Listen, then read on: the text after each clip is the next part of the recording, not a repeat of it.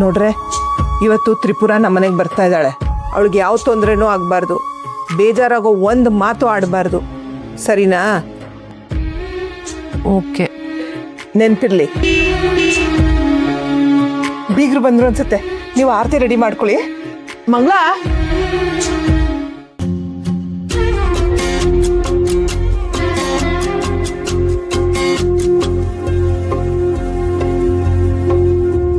ಲಕ್ಷ್ಮಿ, ನಿಮ್ಮಮ್ಮ ಮನೇನ ತುಂಬಾ ಚೆನ್ನಾಗಿ ಅಲಂಕಾರ ಮಾಡಿದಾರಮ್ಮ. ನಮ್ಮ ಅಮ್ಮಂಗೆ ಪೂಜೆ ಅಲಂಕಾರ ಎಲ್ಲ ಅಂದ್ರೆ ತುಂಬಾ ಇಷ್ಟ ಆಗುತ್ತೆ. ಅದನ್ನ ಬಾಯ್ಬಿಟ್ಟು ಹೇಳಲೇಬೇಡಮ್ಮ. ನಿನ್ನ ನೋಡಿದ್ರೆ ನಿಮ್ಮಮ್ಮ ಏನು ಅಂತ ಗೊತ್ತಾಗತ್ತೆ. ದೇವ್ರು ಇಷ್ಟೊಳ್ಳೆ ಆಸ್ತಿ ಅಂತಸ್ತು ಎಲ್ಲ ಕೊಟ್ಟಿದ್ದಾನೆ, ಭಕ್ತಿ ಇಲ್ಲದೆ ಇರತ್ತಾ?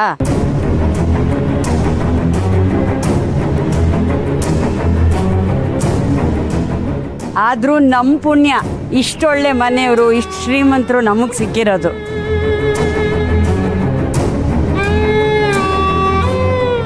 ನಾನೇನಾದ್ರೂ ಇವತ್ತು ಬರ್ದೇ ಹೋಗಿದ್ರೆ ಇದನ್ನೆಲ್ಲ ಮಿಸ್ ಮಾಡ್ಕೋತಿದ್ದೆ. ಎಲ್ಲಾರು ಒಳಗಡೆ ಹೋಗೋಣವೋ ಅಥವಾ ಇಲ್ಲೇ ಮಾತಾಡ್ಕೊಂಡು ನಿಂತ್ಕೊಳ್ಳೋದ್ವೋ? ತಪ್ಪಾಯ್ತು ಮೇಡಮ್, ನಡೀರಿ.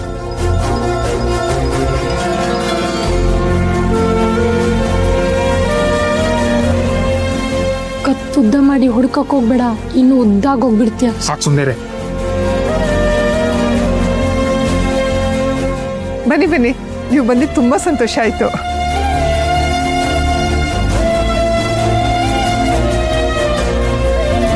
ವರಮಹಾಲಕ್ಷ್ಮಿ ಹಬ್ಬದ ಶುಭಾಶಯಗಳು ಆಂಟಿ.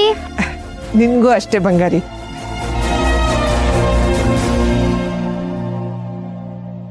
ಆ ಲಕ್ಷ್ಮಿ ಕೃಪೆಯಿಂದ ನಮ್ಮನೇನು ನಿಮ್ಮನೆ ತರ ಆದ್ರೆ ಸಾಕು.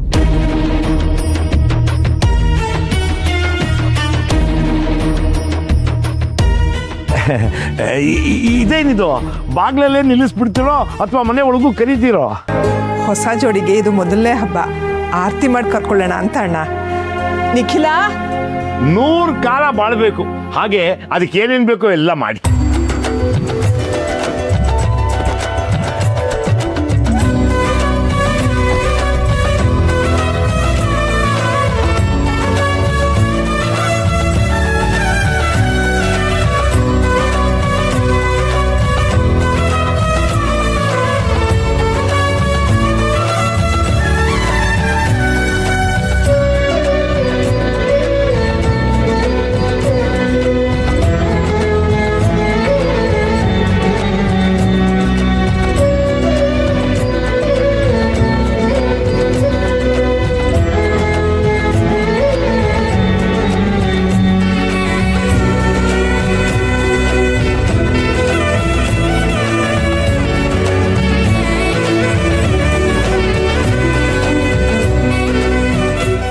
ನನ್ಗೆ ನಿನಗಲ್ಲ?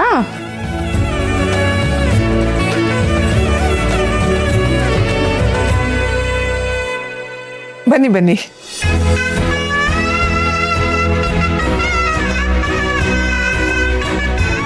ಅಮ್ಮ, ಎಲ್ಲ ಕೆಲಸ ಮುಗಿತಾ? ಇನ್ನೇನಾದ್ರೂ ಬಾಕಿ ಇದೆಯಾ? ಸಣ್ಣ ಪುಟ್ಟ ಕೆಲಸಗಳಿದೆ ಕಣೆ, ನಾ ಮಾಡ್ಕೊತೀನಿ ಬಿಡು. ಹಾಗೆ ಹೇಳಿದ್ರೆ ಹೇಗೆ? ಒಬ್ಬೊಬ್ರು ಒಂದೊಂದು ಕೆಲಸ ಮಾಡಿದ್ರೆ ಬೇಗ ಮುಗ್ದೋಗತ್ತಪ್ಪ. ಅದೇನು ಅಂತ ಹೇಳಿ. ಪರವಾಗಿಲ್ಲ ಬೀಗ್ರೆ, ನಾ ಮಾಡ್ಕೊತೀನಿ. ತ್ರಿಪುರ, ನನ್ನ ಜೊತೆ ಬಾಮ್ಮ. ನಾನು ಹ್ಞೂ ಬಾಮ್ಮ. ಹೋಗಿ ಅದೇನೋ ಕರೀತಿದಾರಲ್ಲ.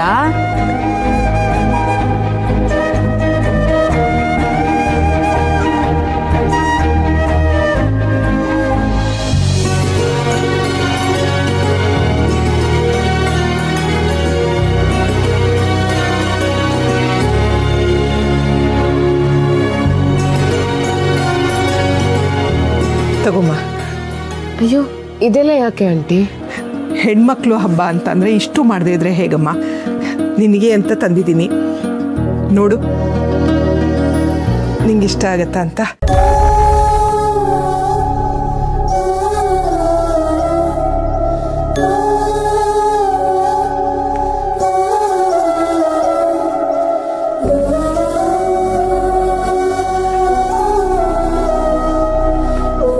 ನಿಜವಾಗ್ಲೂ ನನಗೋಸ್ಕರನೇ ತಂದಿದ್ದ ಆಂಟಿ?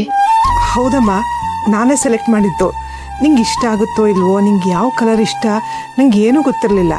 ಇದನ್ನ ನೋಡಿದ ತಕ್ಷಣ ನಿಂಗೆ ಒಪ್ಪುತ್ತೆ ಅಂತ ಅನ್ನಿಸ್ತು, ಅದಕ್ಕೆ ತಗೊಂಬಂದ್ಬಿಟ್ಟೆ.